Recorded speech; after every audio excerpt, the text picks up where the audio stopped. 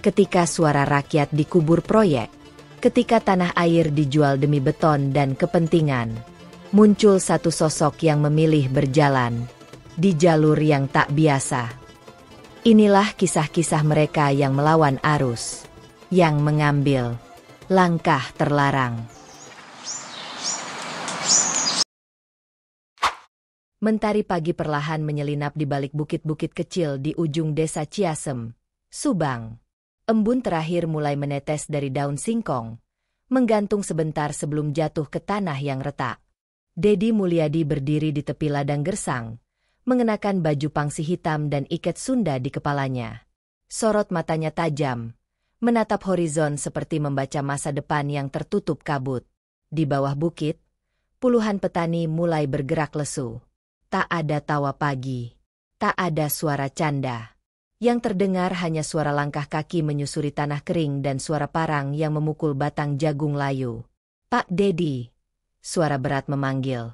Seorang lelaki tua dengan tubuh kurus dan mata cekung mendekat, membawa sebilah cangkul usang. "Mang Ujang," jawab Dedi sambil menyalami erat. "Kami udah coba gali sumur sendiri, tapi air tetap nggak keluar. Irigasi dari sungai sudah benar-benar kering. Tanah ini sebentar lagi nggak bisa ditanami," ucap Mang Ujang. Suaranya serak, entah karena usia atau karena terlalu sering berteriak dalam diam. Dedi memandangi ladang itu. Beberapa tahun lalu, dia sendiri ikut panen di sini, membantu warga saat musim panen raya. Sawah menghijau, air mengalir, dan anak-anak petani berlarian sambil membawa jangkrik. Tapi sekarang, tanah mati.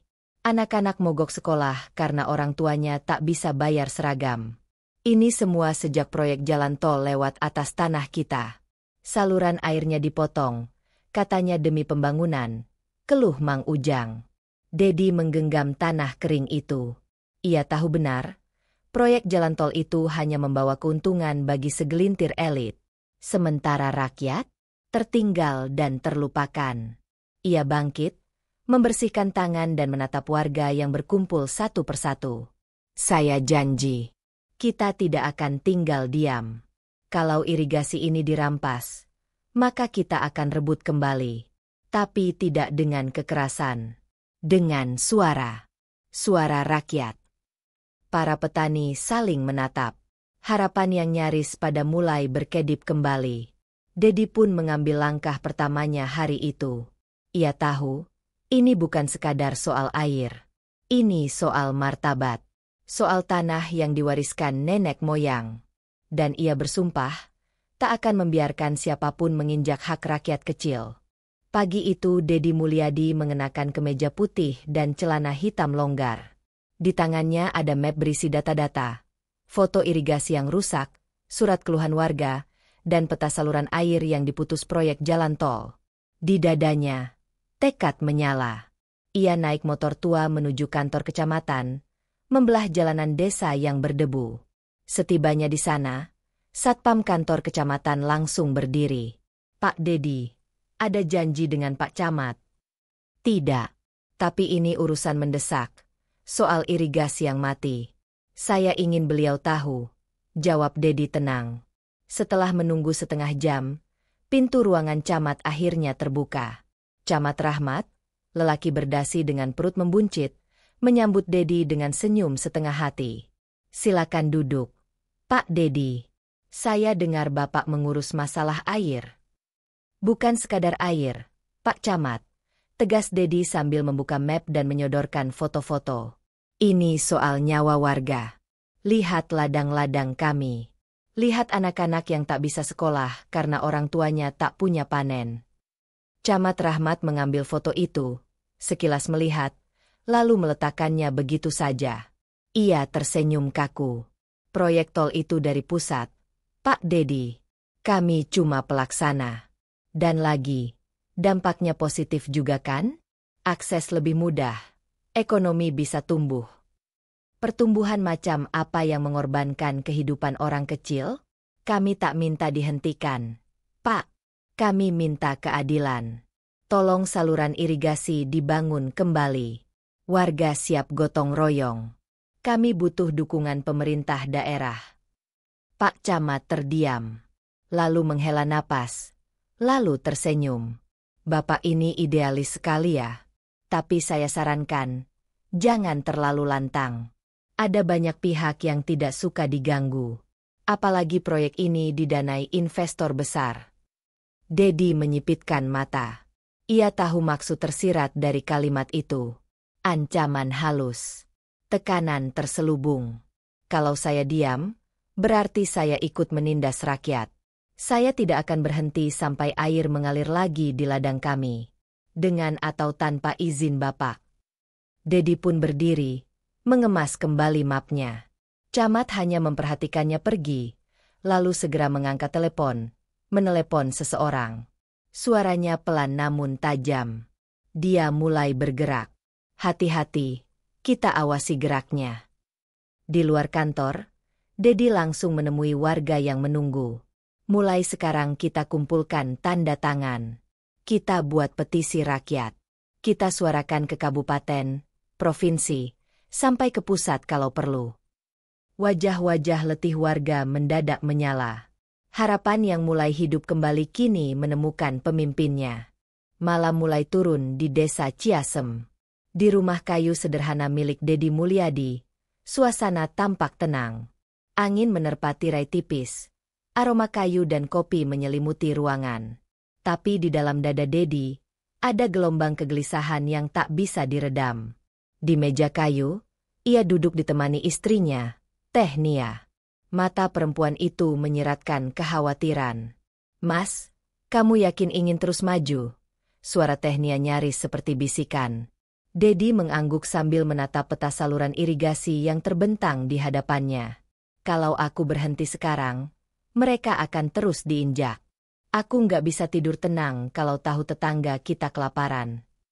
Teh Nia menggenggam tangan suaminya. "Aku tahu. Aku cuma takut." Tiba-tiba terdengar suara perang. Dari arah jendela. Sebuah batu besar menghantam kaca, pecah berhamburan ke dalam. Dedi langsung berdiri, melindungi istrinya. Di lantai, sebuah amplop kusam tergeletak. Ia memungutnya, membukanya, dan membaca isinya. "Berhenti urusi proyek irigasi. Ini peringatan pertama.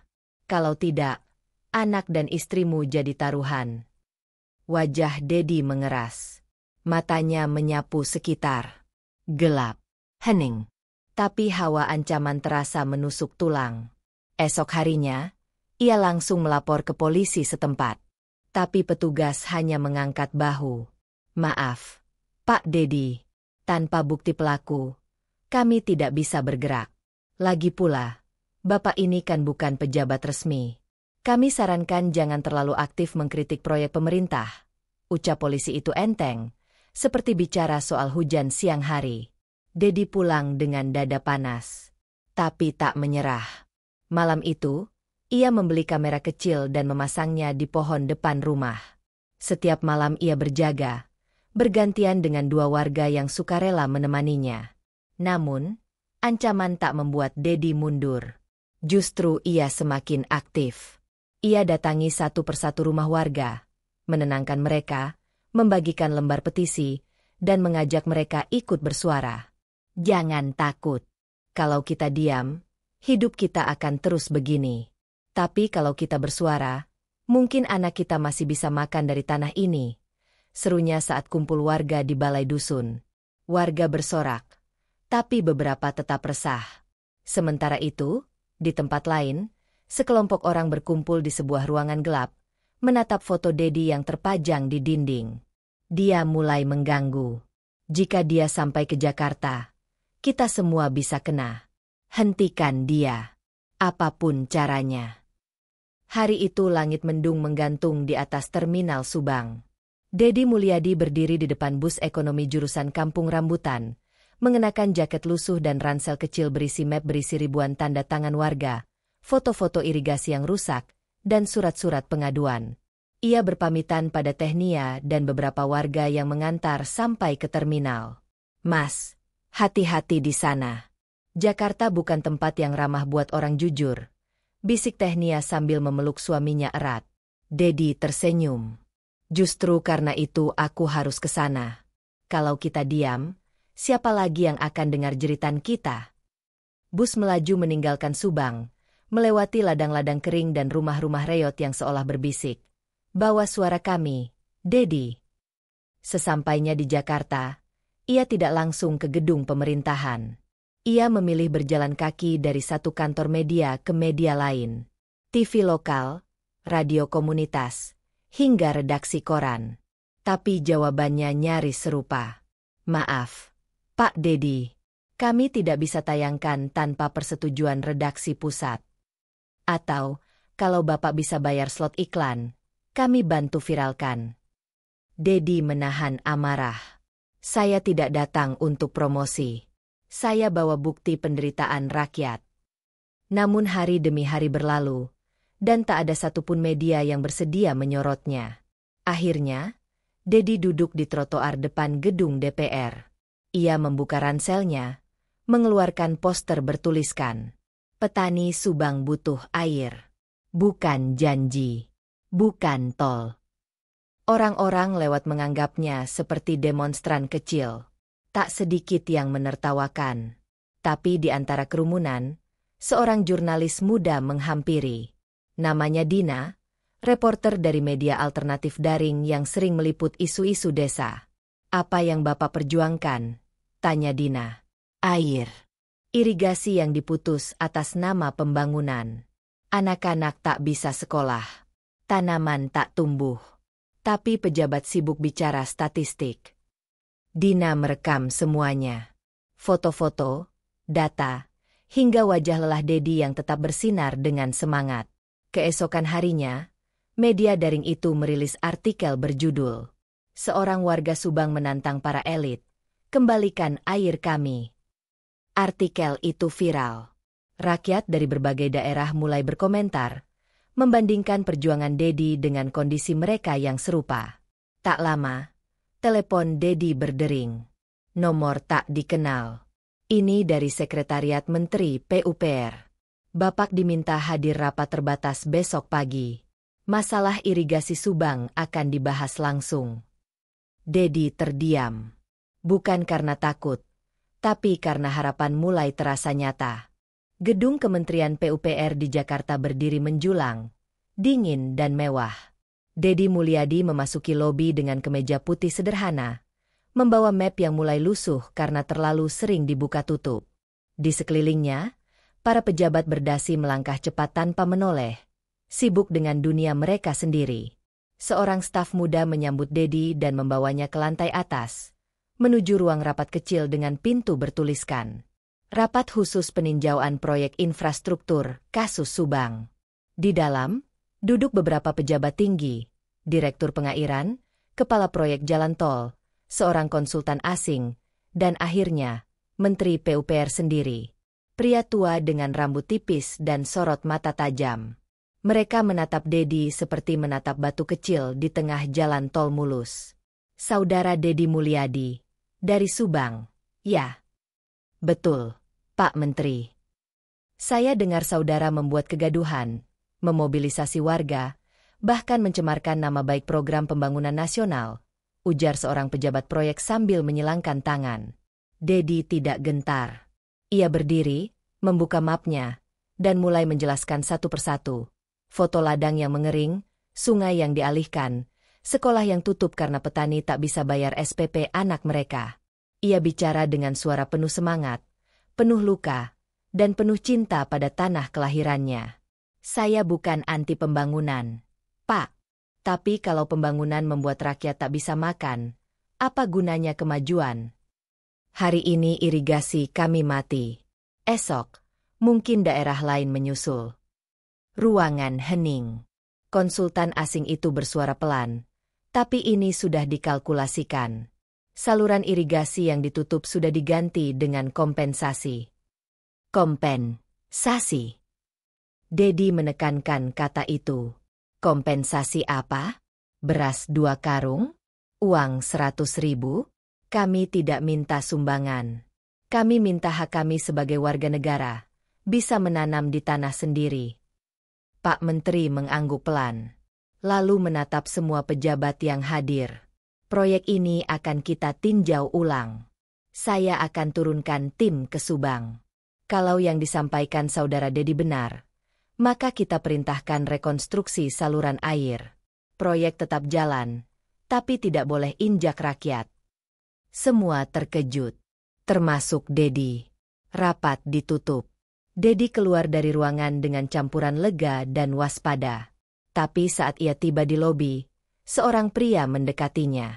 Berpakaian rapi, mengenakan jas hitam, dengan senyum mencurigakan. Pak Dedi, hebat juga Bapak. Tapi hati-hati. Banyak orang yang tak suka suara rakyat terlalu keras. Kadang, suara keras bisa dipadamkan dengan sunyi yang mematikan. Dedi menatap pria itu dalam-dalam. Saya tidak takut. Karena saya tahu, yang saya perjuangkan bukan untuk saya sendiri. Lalu ia melangkah keluar gedung, menatap langit Jakarta yang mulai cerah. Kepulangan Dedi Mulyadi ke desa Ciasem disambut meriah.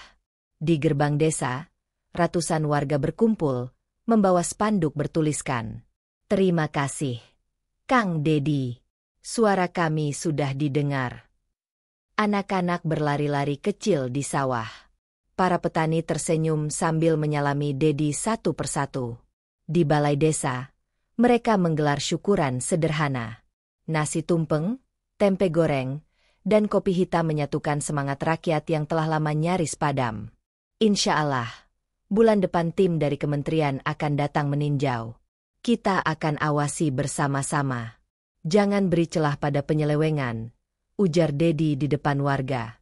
Namun, di tengah sorak-sorai dan pelukan hangat, bahaya mulai mengintai dalam diam. Malam itu, ketika Dedi pulang ke rumah dan hendak beristirahat, tiba-tiba listrik padam.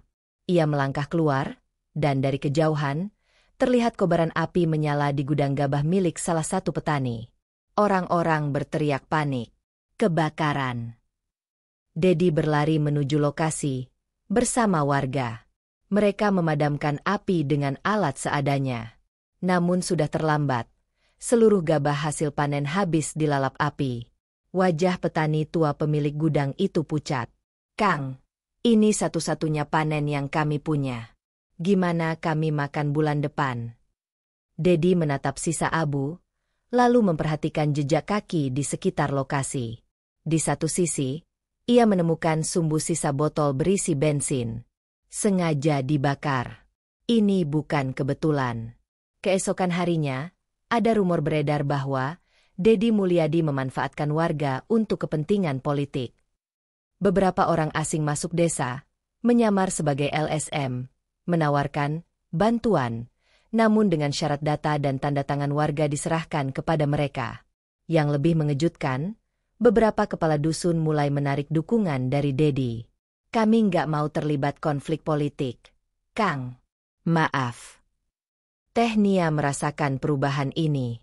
"Mas, aku dengar ada orang dari proyek tol yang datang diam-diam ke rumah Pak RW, bawa koper." Dedi terdiam. Ia tahu, yang ia lawan bukan hanya kebijakan, tapi jaringan kekuasaan dan uang. Mereka bermain kotor, menyusup dari dalam, menciptakan keraguan, membeli pengaruh. Tapi Dedi tidak menyerah. Ia kumpulkan kembali warga yang masih percaya padanya. Ia bentuk tim pengawasan warga. Mereka membuat grup komunikasi antar dusun, mendata setiap aktivitas proyek, dan melaporkan jika ada potensi kecurangan. Kalau mereka ingin memecah kita justru harus makin kuat.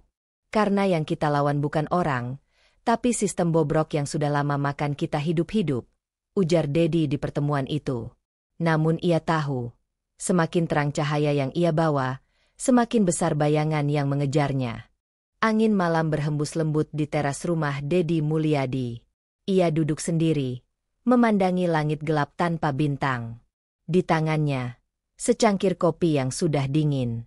Wajahnya terlihat lelah, tapi matanya tetap tajam. Ponselnya berbunyi. Nomor tak dikenal. "Pak Dedi, kami dari Polres. Kami mohon Bapak segera datang. Ada yang harus kami sampaikan langsung." Tanpa banyak tanya, Dedi langsung meluncur ke kantor polisi. Setibanya di sana, wajah Kapolsek tegang. Kami baru tangkap 2 orang mencurigakan di sekitar rumah Bapak. Mereka membawa senjata tajam, dan di motornya, kami temukan foto Bapak. Kami yakin ini bukan perampok biasa. Dedi terdiam. Ancaman yang sebelumnya samar, kini menjadi nyata. Kepalanya dipasang harga. Namun belum sempat ia kembali ke rumah, sebuah pesan masuk dari Tehnia. Mas, Raka kecelakaan. Motor ditabrak truk dari belakang. Sekarang di IGD. Darah Dedi terasa berhenti mengalir. Ia segera menuju rumah sakit. Di sana, ia melihat putranya, Raka, terbaring lemah. Kaki kirinya penuh perban. Dokter bilang, ada retak di tulang betis. Ayah, maaf, Raka nggak hati-hati, bisik Raka. Tapi Dedi tahu, ini bukan sekadar kecelakaan. Raka anak yang berhati-hati. Jalur itu juga sepi, dan lampu jalan terang. Lalu kenapa ada truk ngebut malam-malam? Keesokan harinya, sebuah pesan WhatsApp tanpa nama masuk ke ponselnya. Berhentilah, Pak Dedi. Jangan buat keluarga Bapak ikut jadi korban. Dedi gemetar. Ia genggam ponsel erat-erat, lalu lempar ke sofa. Tehnia menatapnya dengan mata berkaca-kaca. Mas, kita sudah terlalu jauh. Aku nggak minta Mas berhenti. Tapi tolong, jangan sampai anak-anak jadi korban. Dedi hanya menunduk. Malam itu, ia kembali duduk di depan rumah. Kali ini, sunyi terasa begitu berat. Tapi dalam diam itu, ia mendengar langkah kaki kecil. Raka, dengan tongkat penyangga, datang dan duduk di sampingnya. Ayah, aku tahu ayah lagi lawan orang jahat. Jangan takut. Aku bangga sama ayah. Air mata Dedi tak bisa dibendung lagi. Ia peluk putranya erat-erat. Di dalam pelukan itu, Dedi tahu, perjuangan bukan hanya tentang keberanian, tapi juga tentang keteguhan ketika semuanya terasa ingin runtuh. Keesokan harinya, Dedi kembali ke lapangan. Kali ini dengan langkah lebih berat, tapi keyakinan lebih besar. Karena kebenaran, kadang butuh darah, air mata, dan luka, untuk akhirnya bisa bersinar. Desa Ciasem mulai berubah. Perjuangan Dedi yang dulu hanya dianggap angin lalu, kini menjadi bahan pembicaraan dari warung kopi hingga ruang dewan kabupaten. Video dirinya menolong petani dan menghadapi preman proyek tersebar di media sosial. Komentar netizen membludak. Kang Dedi ini pemimpin sejati. Akhirnya ada yang benar-benar turun ke bawah. Bukan cuma janji. Warga dari desa-desa tetangga mulai berdatangan ke Ciasem. Mereka ingin belajar bagaimana cara membentuk tim pengawasan warga seperti yang digagas Dedi. Tak sedikit pula yang curhat soal proyek siluman, pungli, dan ancaman aparat bayaran. Dedi menyambut mereka semua. Ia paham, ini saatnya membangun gerakan yang lebih besar. Gerakan rakyat yang berakar dari bawah, yang tidak bisa dibeli oleh amplop dan spanduk politik. Namun, saat gerakan itu membesar, tekanan pun meningkat. Beberapa pejabat daerah mulai menyerangnya secara terbuka. Dedi Mulyadi itu cari panggung. Semua proyek negara memang butuh penyesuaian. Jangan dirusak karena emosi sesaat. Namun rakyat sudah tak mudah dibodohi. Setiap fitnah yang disebar, dibalas dengan video klarifikasi dari warga sendiri. Para emak-emak membuat konten. Kami bukan dibodohi Dedi, tapi diselamatkan olehnya. Para mahasiswa turun tangan. Mereka datang dari Bandung dan Jakarta, membawa spanduk solidaritas. Tolak proyek rakus. Kami bersama Dedi Mulyadi. Dedi terharu. Ia berdiri di depan mereka di lapangan desa, lalu berkata lantang, perjuangan ini bukan tentang saya, tapi tentang kalian. Tentang ibu-ibu yang lahannya diambil paksa. Tentang petani yang digusur demi mal dan tol. Kalau kalian mau maju, lawan bukan dengan marah, tapi dengan keberanian dan pengetahuan. Karena saat rakyat melek, penguasa panik. Sorak-sorai meledak. Sejak hari itu, setiap langkah Dedi selalu dikawal warga. Tak ada lagi ancaman gelap di malam hari. Karena di setiap gang, warga berjaga. Di setiap sawah, rakyat menjaga hasil panennya sendiri. Media mulai memberitakan pergerakan Dedi secara nasional. Jurnalis dari televisi nasional datang mewawancarainya. Namanya kini tidak hanya bergema di Ciasem, tapi juga hingga ke istana. Namun Dedi tetap rendah hati. Ia tetap tinggal di rumah kayu lamanya. Tetap minum kopi dari warung Ujang. Dan tetap menulis di buku catatannya setiap malam. Karena ia tahu, perjuangan sejati bukan soal pujian, tapi soal konsistensi. Setelah gelombang dukungan yang membesar, Dedi Mulyadi mendapat tawaran dari partai politik besar untuk maju sebagai calon legislatif. Mereka melihat potensi besar dalam sosoknya, pemimpin yang dekat dengan rakyat, punya track record jelas, dan punya kemampuan komunikasi yang baik. Namun tawaran ini membuat Dedi dilema. Jika masuk ke sistem, ia bisa memperjuangkan kebijakan yang lebih luas. Tapi sistem itu juga penuh kompromi dan korupsi. Dalam hati, Dedi berujar, apakah aku akan menjadi bagian dari roda yang ingin kugantikan? Atau tetap jadi suara yang bergaung dari pinggiran? Ia berbicara dengan Tehnia, dengan putranya Raka, dan dengan para sahabat perjuangan. Mereka semua mendukung keputusan apapun, tapi mengingatkan agar Dedi tak kehilangan jati diri. Akhirnya, di hadapan ribuan pendukung di lapangan desa Ciasem, Dedi mengumumkan keputusannya. Saya akan maju bukan untuk menjadi bagian dari sistem yang sudah lama rusak, tapi untuk memperbaikinya dari dalam. Saya butuh kalian semua untuk tetap mengawasi, mengingatkan, dan bersama-sama membangun negeri ini. Sorak-sorai membahana. Dengan tekad bulat, Dedi memulai kampanye yang berbeda, bukan janji manis, tapi komitmen transparansi, anti korupsi, dan perlindungan petani kecil. Namun perjalanan ini tidak mudah. Serangan semakin intens, fitnah makin keras. Tapi Dedi tahu, ia sudah memilih jalannya. Waktu berlalu. Dedi Mulyadi berhasil duduk di legislatif. Di sana, ia terus berjuang membawa aspirasi rakyat kecil. Di rumah, ia selalu mengingatkan Raka dan keluarga bahwa perjuangan tak berhenti di sini. Bahwa perubahan besar butuh generasi baru yang sadar dan peduli. Di akhir cerita, Dedi berdiri di depan sawah, memandang matahari terbit. Ia tersenyum kecil, tahu bahwa perjalanan ini bukan tentang dirinya, tapi tentang masa depan yang lebih baik. Ini warisan untuk anak cucu kita, bisiknya. Cerita ini berakhir dengan optimisme dan semangat terus berjuang, menegaskan bahwa setiap langkah kecil punya arti besar dalam membangun negeri.